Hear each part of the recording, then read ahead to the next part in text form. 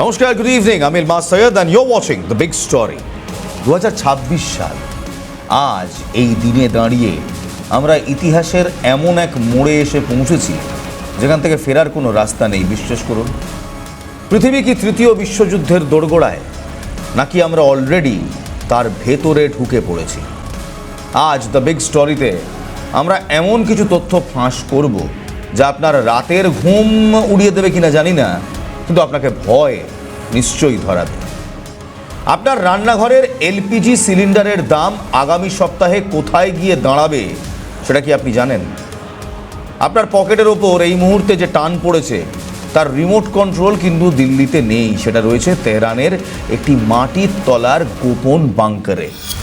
Iran কি সত্যি ইসরায়েলের ওপর পারমাণবিক হামলা করতে চলেছে, নাকি এটা কেবলই একটা বিশ্বব্যাপী তেলের বাজারকে হাইজ্যাক করার চক্রান্ত?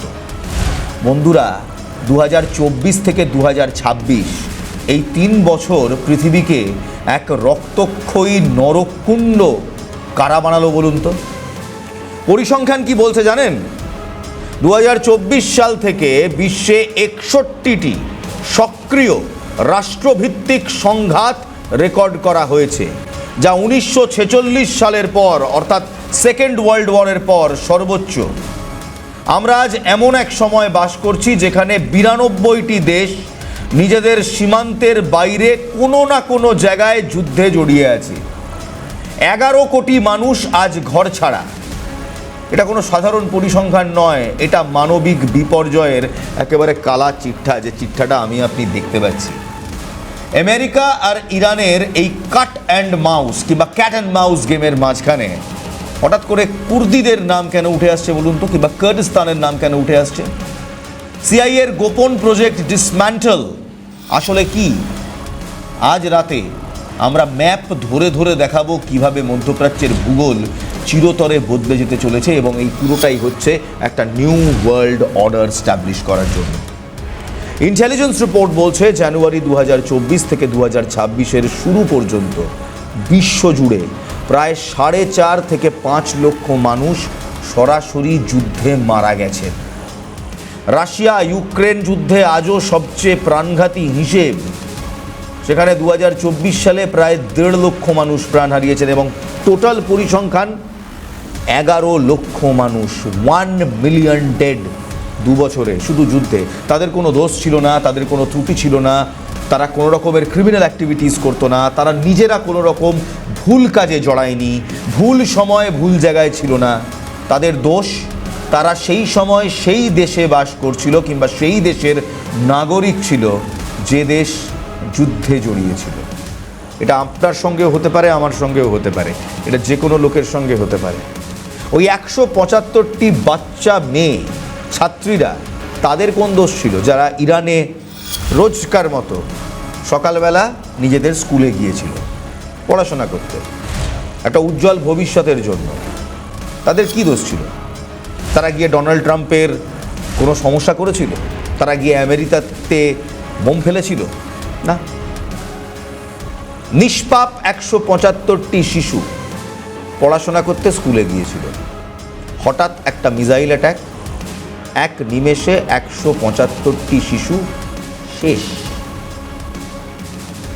এই 175 ধরে ধরে যদি ফিগারটাকে ফাইনালি নিয়ে গিয়ে দাঁড় করাই না, গত 2 বছরে ঠিক এভাবেই কোনো দোষ ছাড়া অন্য কারো কারণে, রাজনৈতিক কারণে যুদ্ধে 11 লক্ষ মানুষ মারা গিয়েছে। আমার আপনার মতো 11 লক্ষ মানুষ। তাদের দোষ কি ছিল? কিচ্ছু না। তারা শুধু সেই ভূখণ্ডের বাসিন্দা, এটাই তাদের দোষ। কিন্তু আসল আগুনটা কোথায় জ্বলছে জানেন এই মুহূর্তে? মধ্যপ্রাচ্যে। 2023-এর শেষের দিকে গাজায় যে উত্তাপ শুরু হয়েছিল তা 2026-এ এসে এক বহুমুখী আঞ্চলিক যুদ্ধে পরিণত হয়েছে, যেখানে Israel, Iran, Hezbollah, Houthi, America, Russia, China সরাসরি রণক্ষেত্রে অবতীর্ণ। কল্পনা করুন 33 কিলোমিটারের একটা সরু জলের রাস্তা, যা পুরো বিশ্বের অর্থনীতির শ্বাসরোধ করে দিতে পারে। ইরান কি সেখানে 10,000 গোপন মাইন বিছিয়ে রেখেছে? সেই মাইন কি আপনার ঘরের তেলের ট্যাঙ্কারকে টার্গেট করছে? বিশ্বজুড়ে আজ শুধুই অস্থিরতা। তারই মাঝখানে আজকের খবর, দুটি ট্যাঙ্কার, ভারতের দুটি ট্যাঙ্কার, তারা স্ট্রেট অফ হরমুজ থেকে বেরিয়ে আসতে পেরেছে। খবরেও যে একটি লিবিয়ার থেকে আসা ট্যাঙ্কার, তেল বোঝাই ট্যাঙ্কার, ক্রুড অয়েল বোঝাই ট্যাঙ্কার, ফাইনালি বম্বেতে আসতে পেরেছে। বিশ্বজুড়ে বিশ্বাস করুন আজ শুধুই অস্থিরতা। মায়ানমারে গৃহযুদ্ধ তীব্র হচ্ছে, সুদানে দুর্ভিক্ষের ছায়া, আর কঙ্গোতে লাশের পাহাড়।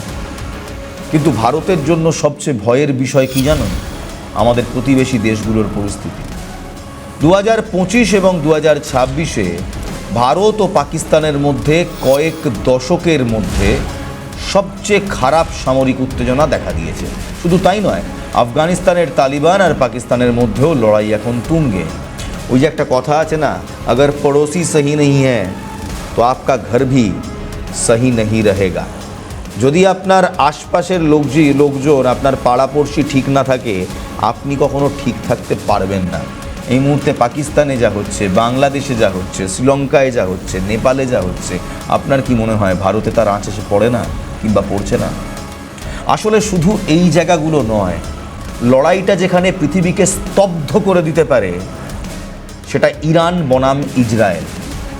অনেকে বলছে থার্ড ওয়ার্ল্ড ওয়ার শুরু হয়ে গেছে, কিন্তু আমি বলবো এটা কেবল যুদ্ধ নয়, এটা তেলের বাজারের জন্য এক বিশাল ডাকাতি, এক বিশাল অশনি সংকেত। ইরান কি সত্যি ইসরায়েলের ওপর পারমাণবিক হামলা চালাবে? ইরান আজ বিশ্বকে চরম হুঁশিয়ারিটা দিয়ে দিয়েছে। তারা কেবল স্ট্রেট অফ হরমুজ ব্লক করার কথাই বলেনি, তারা বলেছে কোনো শত্রু জাহাজ কিংবা কোনো শত্রু দেশের জাহাজ ওই এলাকা দিয়ে গেলে সরাসরি আক্রমণ করা হবে। তবে এই স্ট্রেট অফ হরমুজ কেন এত গুরুত্বপূর্ণ? কারণ এটা হলো বিশ্বের তেলের ধমনী। পার্সিয়ান গালফ এবং গালফ অফ ওমানকে যুক্ত করা এই সরু পথটি মাত্র 33 থেকে 50 কিলোমিটার চওড়া। 1970-এর দশকে এই পথে ট্রাফিক সামলাতে দুটি লেন তৈরি করা হয়েছিল, যার মাঝখানের দূরত্ব মাত্র 4 কিলোমিটার। ইরান আজ সেই লেনের নিচে 10,000-এরও বেশি সি মাইন্স বিছিয়ে রেখেছে। ইরানের হাতে কি এমন কোনো মারণাস্ত্র আছে যা দিয়ে তারা পুরো আমেরিকাকে কিংবা আমেরিকান নেভিকে ডুবিয়ে দিতে পারে? উত্তরটা হলো হ্যাঁ, কিন্তু সেটা কোনো মিসাইল নয়, সেটা হলো অদৃশ্য গ্যাস বাবল। ইন্টেলিজেন্স এস্টিমেট অনুযায়ী এই সি মাইনগুলো সমুদ্রের তলায় বিস্ফোরণ ঘটিয়ে এমন তীব্র ঢেউ আর গ্যাস বাবল তৈরি করে যা তেলের বিশাল বড় জাহাজকে বা লোহার কাঠামোকে মাঝখান থেকে ভেঙে বা গলিয়ে দিতে পারে। ইরান আজ এই টেকনোলজি ব্যবহার করে আমেরিকা আর ইউরোপের অর্থনীতির ওপর সরাসরি হামলা চালাচ্ছে। কারণ যদি একটাও তেলের ট্যাঙ্কার ডুবে যায় তবে ইন্স্যুরেন্স কোম্পানিগুলোর মাথায় হাত পড়বে আর তেলের দাম লাগাম ছাড়া আকাশ ছোঁয়া। এখন প্রশ্ন হলো, আমেরিকা কি কেবল মার খাবে? না, ট্রাম্প প্রশাসনের সিআইএ 2026-এর মার্চ মাসে একটি অত্যন্ত গোপন পরিকল্পনাতে অনুমোদন করেছে কিংবা স্ট্যাম্প দিয়েছে, প্রজেক্ট ডিসম্যান্টল। এর মূল লক্ষ্য হলো ইরানকে ভেতর থেকে ভেঙে চুরমার করে দেওয়া। ইরানের মোট জনসংখ্যার প্রায় 9% হলো কুর্দি জনগোষ্ঠী। সিআইএ এখন এই 10 মিলিয়ন কুর্দিদের অস্ত্র বানাচ্ছে, টাকা দিচ্ছে, ট্রেনিং দিচ্ছে, ইরানের ভেতর বিশাল বিদ্রোহ তৈরি করতে চাইছে। 110 বছরের ইতিহাসে যা কেউ করতে পারেনি, আমেরিকা সেটাই করার চেষ্টা করছে। আমেরিকাকে এবার ইরানকে ভেঙে 3 টুকরো করে দেবে। কুর্দিদের আলাদা রাষ্ট্র কুর্দিস্তান কি ম্যাপে এবার জন্ম নেবে? আর এতে ভারতের ওপর কি কোনো প্রভাব পড়বে? কুর্দিরা হলো বিশ্বের বৃহত্তম জাতিগোষ্ঠী, যাদের নিজস্ব কোনো দেশ নেই। প্রথম বিশ্বযুদ্ধের পর ব্রিটেন আর ফ্রান্স তাদের সাথে প্রতারণা করেছিল। এখন আমেরিকা সেই ইতিহাসকে অস্ত্র হিসেবে ব্যবহার করছে। তারা চাইছে ইরান, ইরাক এবং সিরিয়ার কুর্দি এলাকাগুলোকে যুক্ত করে এক বিশাল কুর্দিস্তান তৈরি করতে, যাতে ইরানের পার্সিয়ান সাম্রাজ্যের অহংকার ধুলোয় মিশে যায়।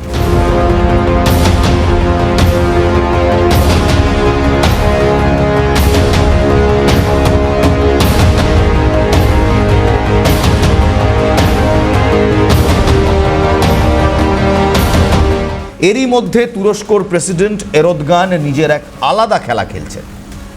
তিনি চাইছেন পুরো অটোমান সাম্রাজ্যের পুনর্জাগরণ বা নিউ অটোম্যানিজম। তিনি ন্যাটোর মেম্বার হয়েও রাশিয়ার সাথে বন্ধুত্ব করছেন। তুরস্ক ভয় পাচ্ছে যে যদি কুর্দিস্তান তৈরি হয় তবে তুরস্ককেও নিজের জমি ভাগ করতে হবে, তুরস্কও ভাগ হয়ে যাবে। মনে রাখবেন, ইরান যখনই কোণঠাসা হয় তখনই তারা তাদের শাহিদ ড্রোন বের করে আনে। এই ড্রোনগুলো কেবল ইসরায়েলের নয়, সৌদি আরবের আরামকোর তেল শোধনাগারেও হামলা চালানোর ক্ষমতা রাখে। ইরান কি চাইছে 1973 সালের সেই ভয়াবহ অয়েল শক আবার ফিরিয়ে আনতে? ইতিহাসের চাকাটা আবার ঘুরছে। 1973 সালে যখন ইয়ম কিপুর যুদ্ধ হয়েছিল তখন আরব দেশগুলো আমেরিকাকে তেল দেওয়া বন্ধ করে দিয়ে ধুলো চাটিয়ে দিয়েছিল। এক সপ্তাহের মধ্যে আমেরিকার অর্থনীতি ভিখারির অবস্থায় পৌঁছে গিয়েছিল। আজ ইরান ঠিক সেই একই পথে হাঁটছে। তারা জানে যদি তেলের সাপ্লাই লাইন কেটে দেওয়া যায় তবে বিশ্বজুড়ে মুদ্রাস্ফীতি হবে আর সাধারণ মানুষ নিজেদের সরকারের বিরুদ্ধে রাস্তায় নামবে। ভারতের জন্য এটা একটা অগ্নি পরীক্ষা। আমাদের তেলের সিংহভাগ আসে এই অঞ্চল থেকে। আমাদের ফার্টিলাইজার, লাইমস্টোন, এলএনজি সবই এখন সংকটে। ভারত কি পারবে এই যুদ্ধের আগুনে নিজের হাত না পুড়িয়ে অর্থনীতিকে বাঁচাতে? ভারত এই মুহূর্তে এক জটিল ভারসাম্যের খেলা খেলছে। আমাদের রাশিয়ার কাছ থেকে সস্তায় তেল দরকার, আবার আমেরিকার সাথে স্ট্র্যাটেজিক পার্টনারশিপও দরকার। কিন্তু ইরানের এই অবরোধ ভারতের জন্য মুদ্রাস্ফীতির এক বিশাল টাইম বোম। কিন্তু ঠিক এই মুহূর্তে তেহরান থেকে একটি অত্যন্ত বিপজ্জনক খবর আসছে। খবর পাওয়া যাচ্ছে যে ইরানের সুপ্রিম লিডার আলী খামেনি আইআরজিসির রেড বাটনকে অ্যাক্টিভ করার সিগন্যাল দিয়ে দিয়েছে। ইসরায়েলের তেল আভিভ কি আজ রাতেই পারমাণবিক আগুনের গ্রাসে চলে যাবে, নাকি আমেরিকা শেষ মুহূর্তে কোনো গোপন সমঝোতাও পৌঁছবে? আমার কথা কিংবা আমরা কথা বলছি একটাই জিনিস নিয়ে, ইরানের রেড বাটন বা নিউক্লিয়ার হুমকির বিষয়। সিআইএ যে প্রজেক্ট ডিসম্যান্টল শুরু করেছে তার প্রতিক্রিয়ায় ইরান এখন মরিয়া। তারা জানে যে আমেরিকা সিরিয়া আর ইরাক থেকে কুর্দি যোদ্ধাদের মাধ্যমে ইরানকে ঘিরে ফেলেছে। ট্রাম্পের পাশা থাকে সেই রহস্যময় ব্যক্তিটি কে, যিনি ভারতকে ক্রমাগত যুদ্ধের দিকে ঠেলে দিতে চাইছেন? ভারতের পররাষ্ট্র মন্ত্রক কেন চুপ? আমাদের কাছে কি কোনো গোপন পাল্টা চাল আছে? আমেরিকার একটা বড় সমস্যা, তাদের কোনো এক্সিট স্ট্র্যাটেজি নেই। তারা ঢুকে গেছে যুদ্ধে, বেরোতে পারছে না।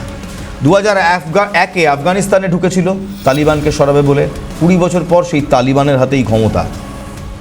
তারা যুদ্ধ শুরু করতে জানে কিন্তু যুদ্ধ শেষ করতে জানে না।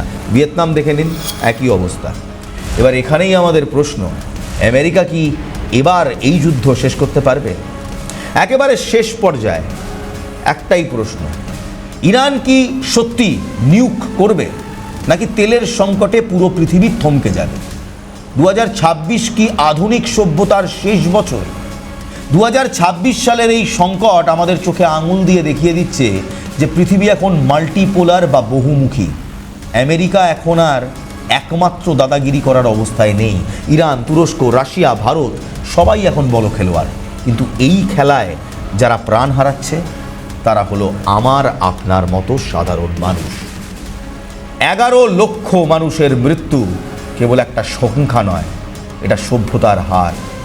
ইরান যদি পরমাণু অস্ত্র ব্যবহার করে তবে সেটা হবে আত্মঘাতী, কিন্তু তারা যদি স্ট্রেট অফ হরমুজকে অস্ত্র হিসেবে ব্যবহার করে সেটা হবে বিশ্ব অর্থনীতির মৃত্যু ঘণ্টা। ভারত আজ এক শক্তিশালী অবস্থানে আছে, কিন্তু তেলের দাম যদি $200 ছাড়িয়ে যায় তবে আমাদের উন্নয়নে থমকে যাবে। ছেড়ে যাওয়ার আগে একটাই কথা বলব, 11 লক্ষ মানুষ কেন মারা গেলেন? গাজার শিশুরা কেন মারা গেলেন? সুদানের মানুষ কেন মারা গেলেন? এবং একই সঙ্গে ওই 175 জন ছাত্রী স্কুলে কেন গণকবরে তলিয়ে গেলেন? The cost of war is the human lifes. যুদ্ধের দাম আমার আপনার জীবন।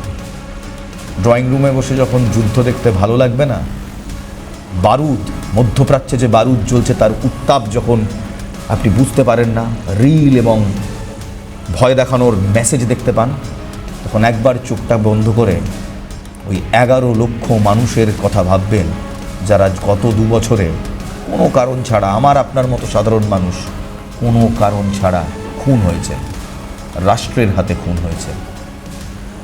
That, ladies and gentlemen, is the cost of war.